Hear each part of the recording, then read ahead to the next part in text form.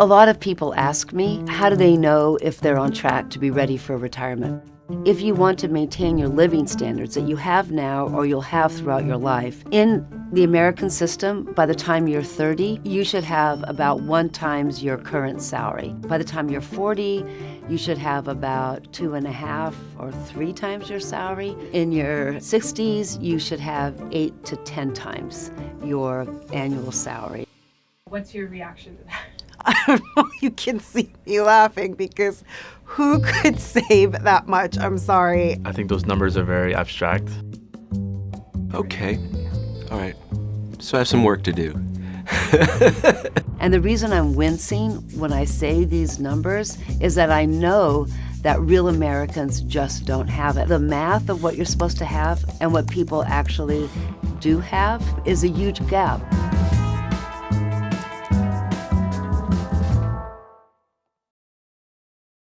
At the median, people have saved approximately $45,000.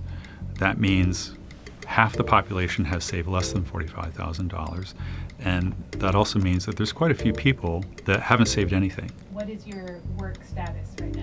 Retired, totally retired. I was a nurse. My income was probably $100,000, $120,000 around there. Retirement was probably around the same thing. So my annual income is $140,000. I lived in the UK for 6 years. Our retirement savings was put into a pension. Now it's about $15,000 to $16,000 in my current job, putting away for my 401k and putting a little bit aside for a Roth IRA. With the playwriting, I can make between $40,000 and $50,000, but often I make zero, bupkis. The professor job, I make about $135,000, so that's not bad. And then in savings, I have about $250,000 there, which isn't so bad. Plus, I have a TIAA CREF. If I keep working for a few more years, it'll get to $500,000. So I'm close, actually, now that I think about it. I earn $105,000 a year. So right now I only have 2 plans as far as I know. I have the one for my first job, my 401k, and the one for my current job, which is a pension. The reason why a coal miner and a lawyer could expect to retire is because of the design of our pension system, which we don't have anymore. Your employer would put money aside for your retirement, and that money couldn't be accessed by you. So the dollar that the employer put in on your behalf was put into a big pool of money, and it was professionally invested. And at the end of your working life, that money would be translated into a lifetime benefit.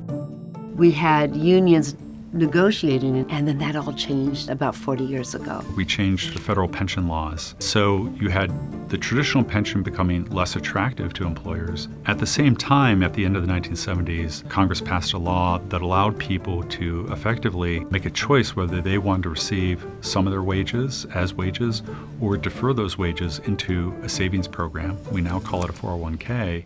It was supposed to be a secondary savings system for mainly higher income people in big firms. A 401k plan is sponsored by an employer, so it's tied to your job. Your employer can make contributions or you can make contributions, and what you receive at retirement is what you've saved into that individualized account. An individual retirement account is just for individuals, and it's only funded by individuals. At the same time, worker power decreased. I'm talking to you in 2024, half of the people are covered by a retirement plan. But the vast majority, if they have a retirement plan, are covered by a 401k. The American system just breaks down on the 3 basic design elements. And the first one, the most important one, is that we don't have universal access. Half of workers don't have a way to save for retirement. And that means they miss out on all that accumulated savings. Every other country who is our peer have automatic enrollment in a pension plan. Different ways, you're in a union or you're in a government plan, whatever.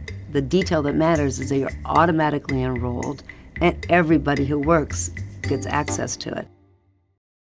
This episode is presented by Metro by T-Mobile. This tax season, Metro wants to help customers avoid wasting dollars by using their tax refunds to catch up on things that they want, not on things they don't. According to Metro, you don't take yada yada in life, so don't take yada yada from your wireless provider. Metro by T-Mobile has no contracts, no credit checks, and no surprises. Metro does not influence the editorial process of our videos, but they do help make videos like this possible. To learn more, you can stop by one of over 6,000 Metro stores nationwide. Now, back to the video.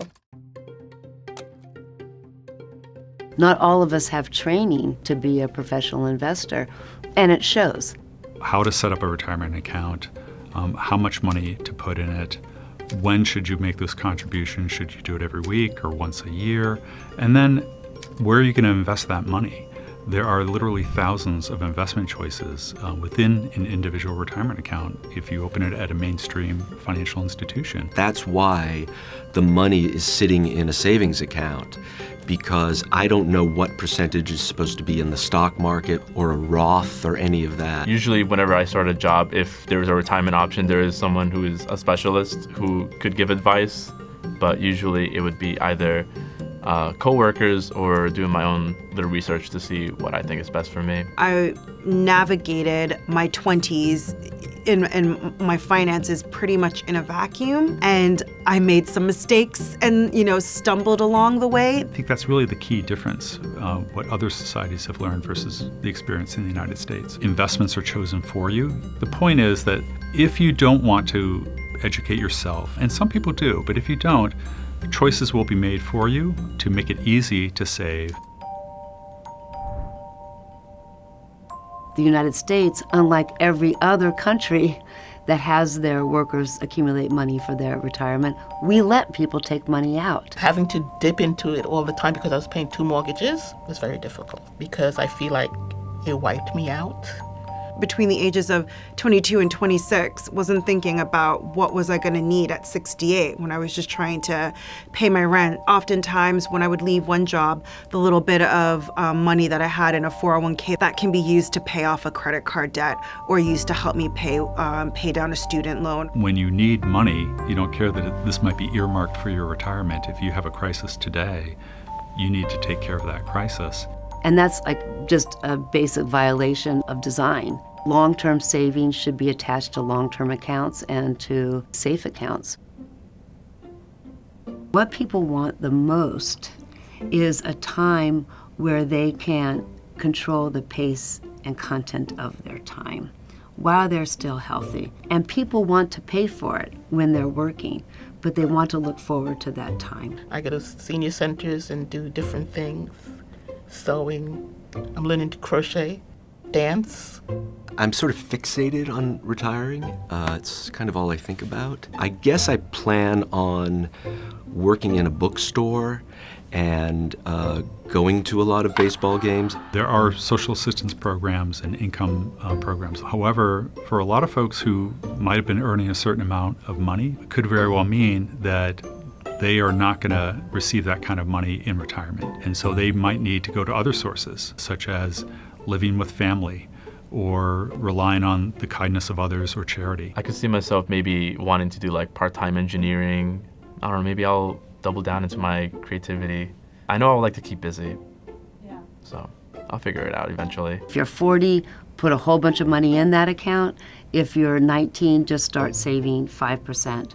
But it's got to be protected from your younger self. I would love to teach. I would love to do charity work. I would love to probably retire in my early 60s. Gives me another 30 years to worry about how am I saving for retirement. I hope that's enough time. I hate to say you have to have or you should have a certain multiplier of your salary at a particular age. I think the important thing is to keep contributing and take advantage of employer matches and do the best you can given your circumstances, because that's really what the research shows, that you do better when you consistently, over time, a period of decades really, make contributions.